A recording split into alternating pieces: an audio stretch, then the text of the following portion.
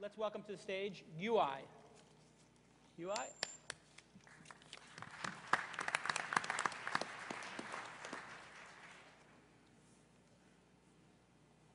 All right. Morning, everyone. Let's get started. So who here has done user testing on a website before? Just raise your hand. Who's done user testing? All right, that's a healthy number of people. Who would like to do it more often? Like, do you get enough of it? Yeah, that's a lot more people. Now, how many of you have gotten to do eye tracking tests on your website? How many of you gotten to do it? Who would like to be able to do that? Who would like to be able to see what people actually see on your website and understand the user experience a bit better? Well, that's what YouEye is here to do for you today. YouEye is an online user testing service with webcam eye tracking. We make it really easy to get great insights into the user experience of any website. But let's just start showing you instead of talking about it. Let's create a user test right now. Imagine you are a designer at Amazon, and you know that people aren't making wish lists the way you're expecting them to. So we'll make a test about wish lists. We'll give the tester a scenario. Say your birthday's coming up, and you want to make it really easy for your friends to find the right gifts for you. We'll give them 3 tasks. The first is, find a few gifts you'd like to receive. Second, add them to a wish list. And third, share your wish list with your friend. In this case, user test at Amazon. And then you give them a URL where they're going to start their user test on. So, bam, that user test is made. And now you have 3 ways to share it. You could share it as a link, put it on your blog, IM it, direct email, or we make it easy to put it on Twitter or Facebook. The second is an embed prompt you can add to your site. A light box will pop up. It'll ask actual visitors to your website to take a test and help you out. And the third is you can hire testers through YouEye. We have a directory of demographics that you can request and hire, and that's one of the best ways to test your product before you launch it. So once we send the test to the testers, this is what they see. They see a nice prompt that thanks them for volunteering and tells them we're going to record your screen, your webcam, your microphone, and after we tell them that, they get to see the test. We give them the scenario, they see the task, they get familiar with it. And now we start the recording, and it's super simple, super simple. It's a 1-click allow to turn on your webcam and your microphone. It's a 1-click allow to also start the screen recorder. And once the recording is started, they'll jump right into the test, and this is what they'll see. They'll have a pane on the left that gives you your tasks. They'll be able to navigate the website in their natural, normal manner and go back completing those tasks. And when they think they're done, they'll click on Finished, and this is the result you get. You get a video of the person's entire screen, the tester's entire screen. You can hear their audio commentary. You can see them navigating around their website. You can see what they see with a gaze track.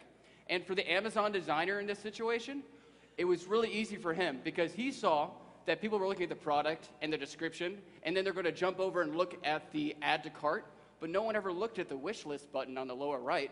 No one knew it was there. So he made a quick decision. He decided to move it up to the cart, and it made all the difference. So I ask you today, come out to YouEye.com, request a beta invite, and start testing people. We make it really easy to get insights into user experience of any web page. Thanks, and I'm ready for some questions, I think. Awesome. Always a great sign when you finish in under the 5 minutes.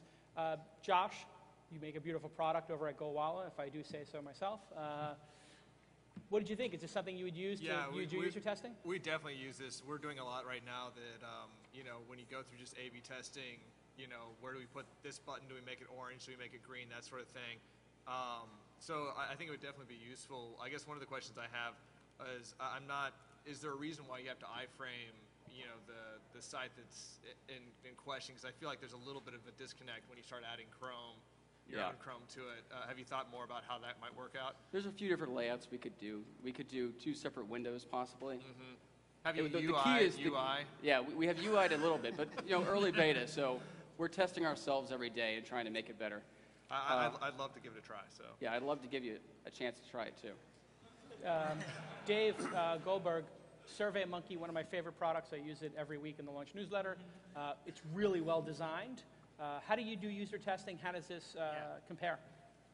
We do a lot of user testing at SurveyMonkey. I think it's definitely very interesting. I think people need this to sort of understand what their users are doing. I guess my question is, we actually do eye tracking studies. We have some of the gear ourselves, and we bring people in and do it. How accurate is the webcam going to be relative to the eye tracking gear? Roughly speaking, we can maintain an area of accuracy about the size of 2 Twitter profile photos put side by side. So you can imagine what the size of that on your screen. It's a pretty useful accuracy level. It's not going to be the high grain accuracy you get with like face-mounted cameras, but it's very practical. It's really, really beneficial information you get out of it.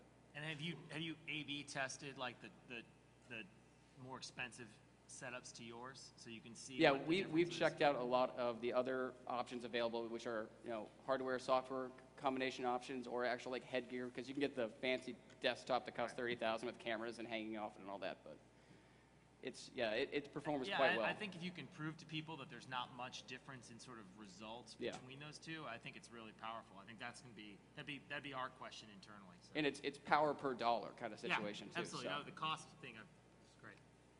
So what is your model for It's pricing? a monthly subscription SaaS. So there's a series of plans you can pick, and each plan allows you to test a number of users per month.